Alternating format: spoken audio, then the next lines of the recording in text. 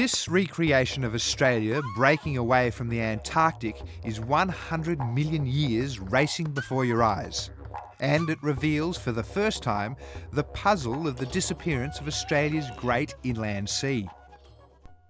Puzzling thing about the Australian plate is that about 100 million years ago, when sea levels everywhere were at their lowest, Australia was actually flooded.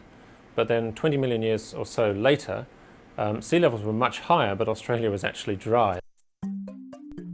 Like all continents, Australia is a thin crust of the lightest rock material, only about 20 to 50 kilometres deep, that drifts and bobs in response to the vast churning of the Earth's internal heat engine. And the shifting and collision of tectonic plates creates mountain ranges and volcanoes. But this didn't answer the question of why the inland sea disappeared. So, CSIRO scientists created a computer model of the changes that have occurred ever since Australia broke away from the Antarctic. And for the first time, we're able to see just how much it has drifted, bobbed and bent. Well, we took all the available data and we took a conceptual model of how we think that the Earth operates.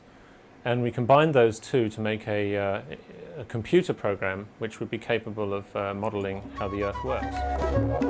Millions of years ago, the Australian plate was sucked down by some 350 metres by a second tectonic plate shown in purple.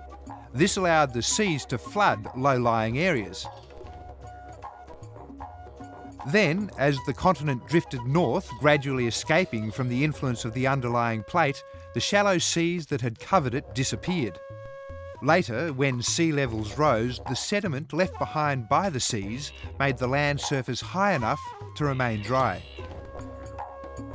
This animation not only shows for the first time how Australia was formed, it is expected to be a valuable tool in the hunt for oil and minerals, helping geologists better understand how a particular piece of ground was formed and what lies below.